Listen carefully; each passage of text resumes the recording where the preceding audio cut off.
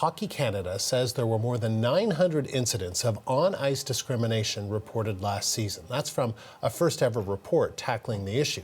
The discrimination took place across all levels and age groups, but the report does not include off-ice incidents. The CBC's Sarah Galashan joins us now live with more. So, Sarah, what else are we learning from this report?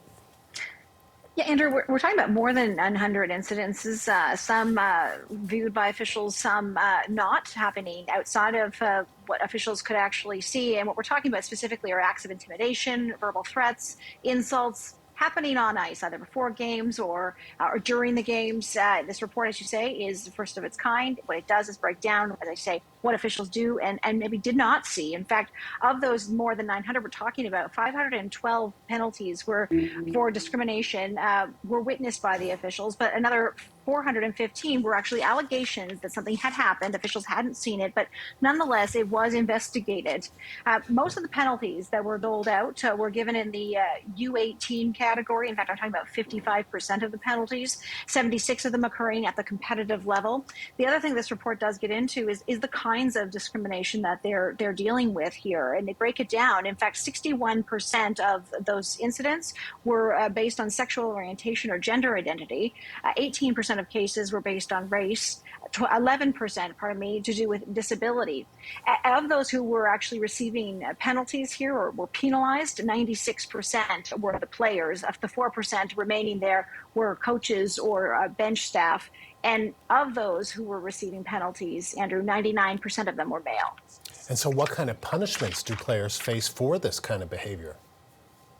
Well, we know from this report that in 18% of the cases that there were suspensions that were given out. In 17% of the cases, what the player got was a written warning. There are other things like education and other some sanctions that can be put in place. But just last hour, CBC talked to a sports journalist who follows this very closely, and he pointed out that how this all gets decided, what the punishment will be, is a bit of a question mark. It's kind of a case-by-case basis, and there's varying levels within Hockey Canada who might be putting out that punishment. What he says and what's missing here is a standardized system for issuing penalties if you want to actually see change. But I want to play you a clip.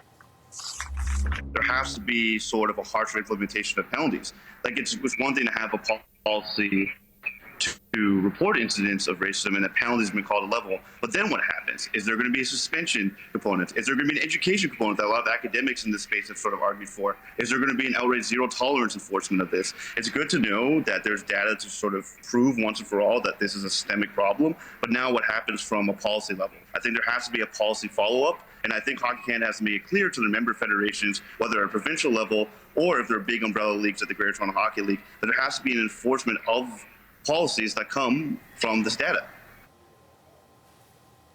In this report, it is stated that this is a first time that this has been both tracked and made public, this data. And as such, they do say as well that the rollout of this tracking across the country was imperfect. Perhaps not all divisions quite up to speed in terms of what was going to be required. They say that there have been a lot of learnings in terms of putting this data together and putting it out to the public, and that it's a process, Andrew, that is being built upon. Sarah, thank you. The CBC's Sarah Galashan.